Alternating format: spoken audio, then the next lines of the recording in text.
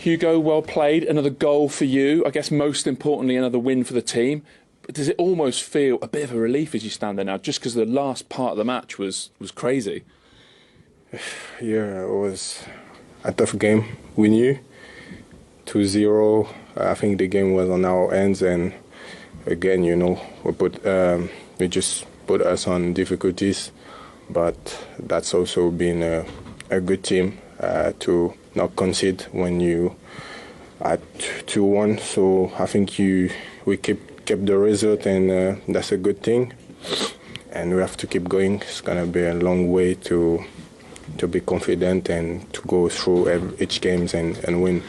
Yeah, is it almost strange how football goes? You're 2-0 up against 10 men, you seem in complete control, and then the minute they score, I guess the crowd comes into it and suddenly everything just seems harder for you. That's part of football, you know. Like the fans of the Spurs been unbelievable today. I think they pushed them really hard, so obviously it was a bit difficult for us, but we have our fans also. They've been great today. They pushed us, and yeah, we kept the result. Yeah, and do you think with each win, maybe we'll see less of what we saw in the last 10 minutes where it gets difficult? Because after a bad run, I guess when you have a bad match. Yeah, obviously, like when they score, we saw that they was pushing, and it was very difficult for us. But I think we had the control of the game. If we take like the totality of the game, we had the control, so we deserve to win today, and that's what we did. They did, and that is the most important thing. 5 goals in his last 3 Premier League games. Righty, talk us through his goal. Worth mentioning that Vert's got the assist, his first Premier League assist. Yeah, Isak. Isak, let's have a look at Isak. Isak, well, this is what he's capable of. You know, obviously poor play for him to take the chance there. It's unfortunate what's happened to him because he's obviously done something to his knee, but this is what you saw when Mike tried to go over the top, when he. Yeah, I mean, he did have a simple ball, didn't he? He Yeah. could have played safe. I mean, we were looking at it at half time how safe Tottenham were playing. That might have been a desperate ball, but he decided to go for it, and it didn't come off. And then, of course, once you make a mistake as a defender or any player, you want to rectify it. You start running around chasing the ball, and maybe he could have done a bit better there. But from a Liverpool point of view, weight of tiny little things make such a difference. Wirtz, people might be thinking he's having quiet games, whatever, but he just does so many little things that just, if you know, it just takes your breath away. But this is the one bad thing that's come from that goal. So disappointing. He shoots and plants, and then obviously Van der Ven collides into him. But it's his shooting leg, his left foot or his left knee that is the one that's injured there. So fingers crossed it's not a bad one. Yeah, we wish him all the best. We hope we see him back on the pitch soon. Let's talk about now Ekitike's goal. It's number 8 of the season for him in the Premier League. He is shining. It's a brilliant start to Liverpool. His Liverpool career. He's hit the ground running. But this is a great goal. You know, he gets a bit of fortune with the deflection, which keeps it in the air for a bit longer. That gives him, he's pushed him in the back. It's not, he's just got up early and he's on the way down. That's where the arms will go. Now, on the way down, it looks like he's got his arms on him and he's doing something, but it's not. It's a brilliant bit of football from him simply because he's gone early. Now he's on the way down. And then, obviously, if you're Romero and you feel any touch on your back, you're going to go down. Yeah. It's a great point, right, he makes about him coming down. Now, if he was on his own in the box there with no defender, he wouldn't time his jump like that. He would time it, he'd meet it when it's at its highest point. But when you've got a defender in front of you, if you do that, then he's in front of you, he's going to win it. So the only way is to go a little bit early, and then you're higher. And then as you're coming down, now the positive is that you do that. You're above and power, aren't you? Yeah. You're trying to head it, but you're losing power as you're falling down. And the only way you can then, therefore, score when you're coming down is to loop on into the far corner. Now, these things are only done with practice, right? He's played all his life. Ekitike's played, you can only learn those things, the pros and cons of jumping early, jumping late, pinging it at the right time, timing it perfectly and all these things. So Righty spotted, he said, look at him coming down there, and then it, as I say, it takes away the power, but as long as you've got the accuracy, you get a head start on your defender. Brilliant.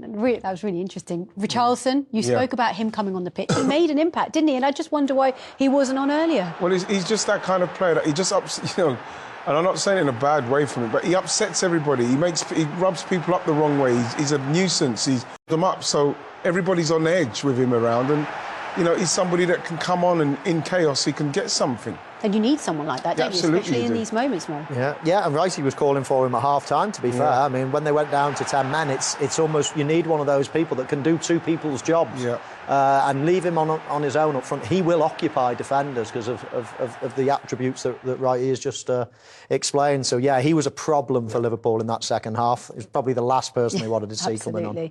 Well, let's head straight back to the ground and hear from the Liverpool boss, Arne. I'd agree, not perfect, but in terms of the performance and result, another small step forward?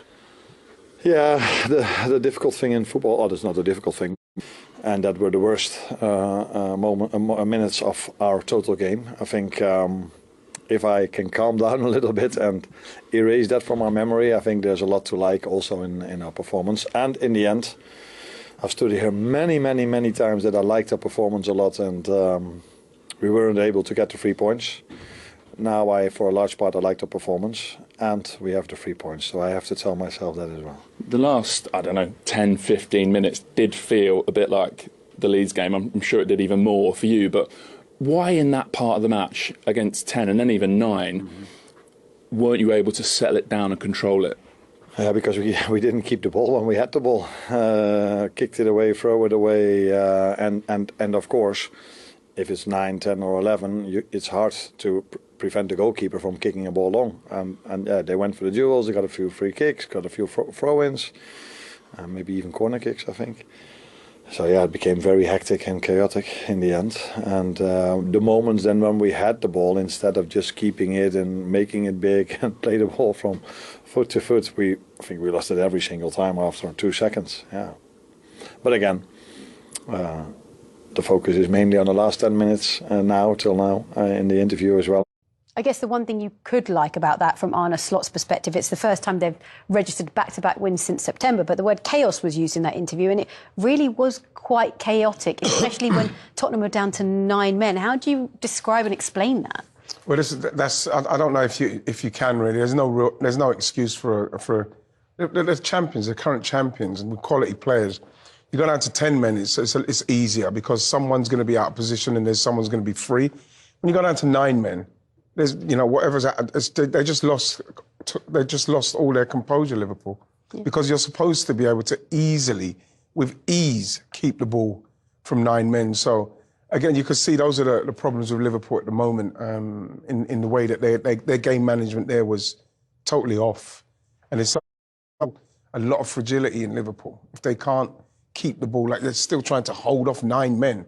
There's still a lot of work to be done there for Slot, yeah. Which I'm sure he'll be addressing over the weeks. Let's talk about the 9 men. They were down to 9. Romero was sent off in the dying minutes of the game. His first yellow was for dissent. Yeah, I mean, Tottenham have got nothing to argue about, really. I mean, both red cards were justified, in my opinion. Romero, you can see him running aggressively towards the referee. You're not allowed to do that. He was in the referee's ear all day. So I don't think anyone can argue that he deserved a yellow card for that. Dissent, is something they were trying to stamp out the game. And in this situation, I mean, he'd already won the free kick. Why are you kicking out? It's aggressive foul play. He's won the free kick, and then he goes and kicks him into the arm. I mean, it's not a red card in isolation, it's in the arm, but it is an aggressive play, and it absolutely warrants a second yellow. It's just indiscipline there, I think. You're at that stage of the game, the manager, it's a World Cup winner, this is an experienced player. Yeah. You think to yourself, right, we're back in this game, we're getting ourselves back in this game, and then you've got one of your most experienced players, kicking out a player. There's no excuse for that. If he got fined for that, he's got no comeback. You can understand if the free kick went the other way and you was like, oh, Liverpool won the free kick, and you're so frustrated last few minutes and you kick out. You've just won the free kick, right? Get up, let's get into the box. You can score a goal. It should be a happiness feeling, but it should be something that you think positive. But he's still wanting to kick people, even when he gets the decision. It was real for a captain, for a leader, for an experienced player, real ill discipline, and Tottenham can only blame themselves. Well, I'm sure we'll be revisiting this very shortly, but we do have to move move on because we still have 2 more Premier League matches. Process, and within hunting distance now of the top 4. Spurs' disappointment continues. Back-to-back defeats for them.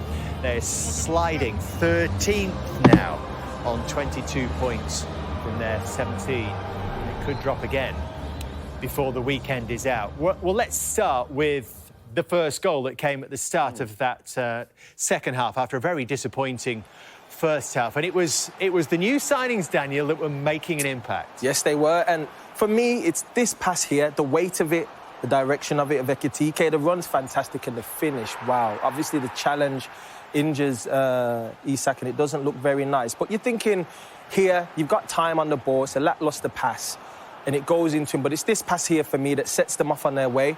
And the weight of this pass, the run of Isak and the finish is absolutely brilliant. He'd be delighted. Wirtz will be relieved as well to get himself Such a shame for him to finish like this. One of his best moments in a Liverpool shirt, but then to suffer what looked like potentially a serious injury. And you know what?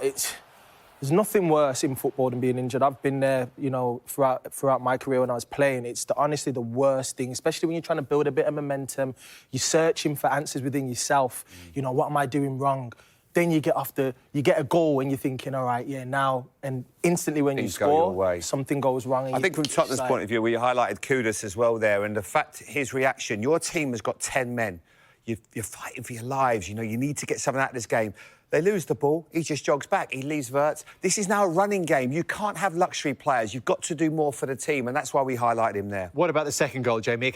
Isak goes on, but Ekitike then does get his goal. Goes back to being in a central position. Yeah, this is exactly where he wants to be. Liverpool now nice and calm, they're composed. And Frimpong, of course, comes on. Absolutely, you know, he gets in these one-on-one situations. We haven't seen enough, but this is his position high up the pitch. He's not predominantly a right back. You can see Ekitike there. He's just limping into the box, limping. The ball then gets played in. I think this is a foul. I really do. I can't believe that Romero's not got a free kick there. You can see Ekitike at the bottom that he's limping. He's actually struggling with a bit of an injury. He gets himself into the box. The fact that it loops up. It's all a ploy, mate. You know what I mean? Daniel, what's your view on this? You think it's a foul? I like the timing of the jump. I think the timing of the jump's what, you know, yes, does he have his hands on him a little bit? Absolutely, he does. Well, this is the clearer indication of that, I think, from this angle. We'll see. Does he have his hands on his back? The timing of the jump, for me, is beautiful. Of course, as a defender, you'd be upset, but foul or the reverse is, I don't think it is, because the reverse is, as the striker in that situation, how many times that happens in a game, you don't get a foul, you know? So I like it. I think it's a very nice finish for him, but yeah, of course, and the defender he makes the most of it, but it's definitely. And then obviously the consequence of that is because he's furious because it's been given as has not been given as a foul. Runs after the referee. You can't bump into the referee like he does. And gets himself a yellow card, which obviously has a huge consequence later on in the match. 2-up, we think it's game over. But does Richarlison bring a bit of fire to the game, Daniel? He always brings that fire, that spice, you know, and playing against Liverpool, the former Everton player, of course, he's going to have a little bit extra in it. And he's always part of the action, always, you know, getting involved in something. Finds himself in a nice position, and the finish is always a nice central area where you want to be, making sure you're ready for anything that's going to bounce around in there. And it was a calm. He is definitely a pantomime villain at the moment, though, and when he does all this. Look, but isn't it so unusual from Virgil van Dijk? Gary said on commentary when he goes to clear the ball. No, I wouldn't say it is. I wouldn't say it is. This season, Virgil at the moment, not this season. No, I think this sums up the two of them. Konate and Virgil is just not that normal class and quality that we see. And then you can see. I don't know if we see what the angle is, but he runs in here. He gets Ekitike in some kind of grip as well. Look at him, look. He's just doing something. Always, what are you doing? Why are you choking him from the back? Like a chokehold. There's no need for it. No, there's absolutely no need. He can't help himself. The rest of the game was played on this kind of edge, and I wonder if that's what Romero sort of got dragged into. He was left upfield. He's not normally that sort of player, is he? Well, he was left upfield, wasn't he, to try and win anything that he possibly could at the top end of the pitch, wasn't he? So that was his first yellow card. I get it. Look, Daniel doesn't agree, and that's fine. I totally respect his opinion. But I think that's a foul, and I would be shouldn't be bumping the referee, should you? No, anyway? You can't. But obviously he knows it's a big moment in the game, and then this one with. So can he win the first ball? Yes, he does that, but then he gets in a tangle on the floor. See, yeah, you're on the floor, bro. Cool. I'm trying to get up. You're trying to get up. Why are you kicking out? Why? Give me a good reason why you've done this. There's not a single need for you to do that. Absolutely no reason at all. I don't know if we can just see that again. I didn't see that first angle before, but Konate actually leaves a bit on him first. So he's actually quite cute because he knows he's not going to get caught. Can we see that, guys? I might put you under a bit of pressure here. Little bit more. There's no need for more. Sorry, Olivia. I know you're doing a great job here. They're all but this one tangled here, up. but watch Konate. Look, he definitely looked a little bit as well. Just from there, that's great. And then, look, he definitely gives him a little bit of a knee. Just there. You know what I mean? And it's just like... We'll get the microscope out and have a closer look later. But it does look he fell on him. But whether he should do that in front of the referee... No, you can't do that, though. It's ridiculous. He's got him Spurs down to 9. And it felt like they were right on top of that moment. And maybe the next goal, if it was going to come, was going to go their way. It didn't happen. You can see more reaction on Sky Sports News and across our digital platforms. Liverpool held on to get a really important away victory. Spurs probably. This is why Xavi Simons was sent off by John Brooks after the VAR review. Is a tackle or challenge that endangers the safety of an opponent or uses excessive force or brutality, and it must be sanctioned then as serious foul play. And these considerations are speed, intensity, force, degree of control, or point and extent of contact. So, Jamie, Daniel, with that in mind, is this serious foul play? Well, normally red cards ruin games, but not in this case. It's been that bad. I mean, the game has been awful, and Xavi Simons has just done something so ridiculous. Now, I just don't know what he's thinking. He's tried to add intensity to the game, show some aggression, but he's just got it completely wrong. Of course, it's a little bit unlucky. I don't think that he bumps into the back of him. But he catches his Achilles. And it's a stupid challenge that, unfortunately, constitutes a red card in this day and age. Yeah, it's unfortunate, man. I mean... But yet again, Daniel, is it one that looks a lot worse in slow motion? It does. It does look a lot worse. And I've been the guy like a Xavi Simons who's trying to affect the game. Defending's not your high skill set. And you're trying to affect it, you're trying to barge into somebody or do something. He's just got it wrong in how he's gone about it. I don't think he's a malicious type of player that would intentionally want to injure his national team teammate, or he's trying to press, he's trying to show the fans he's doing, trying to affect the game. He's got it completely wrong. Do you think as well that the way Virgil is with it, he's sort of enticing the pressure? And there was a very similar one. Well, no, the intensity of the one earlier in the season with Anthony Gordon, when he comes crashing into the back of him. But Virgil does sometimes do that. But look at this one. This is like, you know, that ticks every box for a red card. But obviously Virgil's involved with that one as well. That's a lot worse. Yeah. But you can just see there was enough in the other one with Xavi just for it to be a red card. And I really don't like to see players. I don't think it's malicious. It's a fellow countryman. I don't think he wants to hurt him. Yeah. It's just a complete accident that, unfortunately, I feel just brings a red into Obviously, the game. very different incidents. And your point is about Virgil just dwelling on the ball sometimes. But he does it purposely. He doesn't need to see a gap or open up, but he does get caught at times. Does this put the onus on Liverpool now to go and win it? Yes, very much so. They've got, attackers on the bench, of course, who can come on. Maybe a formation change. Maybe they go to a diamond and bring on Isak up front with Ekitike, which would be nice to see. And they've got Chiesa as well. But I think they've now got to start to speed things up and more rotations and be decisive in the last third. It's been a poor first half. There is absolutely no getting away from that. You're watching a Spurs team who are really low on confidence. And maybe as a consequence of that, Xavi Simons... Welcome back to Premier League Live. Well, there is the story of the match in the first half between Spurs and Liverpool. Look, they both had shots. They both had a shot or couple on target for Liverpool. But really, the main talking point was the fact that Spurs are down to 10 men. Things went from bad to worse for them. Yeah, but it was their own fault. I mean, it was a ridiculous challenge, really. Do you know what? It almost looked premeditated. There's no chance on earth that he's going for the ball here. He's miles away, Simons, from the ball. And it's really strange because they're both teammates for the Dutch national team. It's really strange that he would... I mean, in my eyes, he's tried to leave one on him there. I mean, you know where you're planting your leg. That's high. It's quite aggressive. It's nowhere near the ball. And I think he's probably going to, in his mind, maybe taking a yellow card just to leave a bit on Virgil there. And it's dangerous. There's no question about it. That's a red card. Yeah. And in the 33rd minute, it changes everything, doesn't it? What's your view on this, Righty? Well, it's the same. I think that what he's trying to do, obviously, his new team, he's trying to impress. He's closing down. He's closing down at pace as well. And he's just got it wrong. It's very clumsy, and he's nowhere near the ball. As soon as I saw it, I said, there's no way they're not going to send him off for that. Look at it, look. No way. Look where the ball is, look where he is. I could see his enthusiasm, and he's trying to get going, trying to get it going for the crowd. And I think they started well, Spurs, and that's the kind of thing that you want to see. You want to see someone going in for it, putting them under pressure, and unfortunately, it's cost his team a bit. Very similar, by the way, to a situation that happened back in August. This was Gordon on Van Dijk again. See, I thought this was premeditated because the last time that Liverpool played against Newcastle, Virgil van Dijk almost shouldered him in the face and it got a little bit of attention, and I think that was a little bit of retribution. I mean, that was very angry. Yeah. And very aggressive. lucky, And, Virgil. Yeah. Look at that, full pace coming in. If his legs planted, that left one really, he could have really got hurt there. Yeah, well, John Brooks was the VAR for this one, and he's the on-field ref today. As for Spurs overall, have we seen some positive signs, especially at the beginning? I think so. Some positive and some, and obviously a bit negative. I think that they're, for some reason, they just at home. I think kudos in this situation. Just got to go at Virgil there, go at him, take him another 10, 15 yards up the pitch. I think that was a bit negative. Same way with Bergvall. I think he's got to just knock that long, stretch the pitch. He's passed it back, and then, you know, Liverpool then able to just like getting themselves in shape. This is a poor header. You know, he's tried to head it down into the left. He should have just headed it where it's come back from.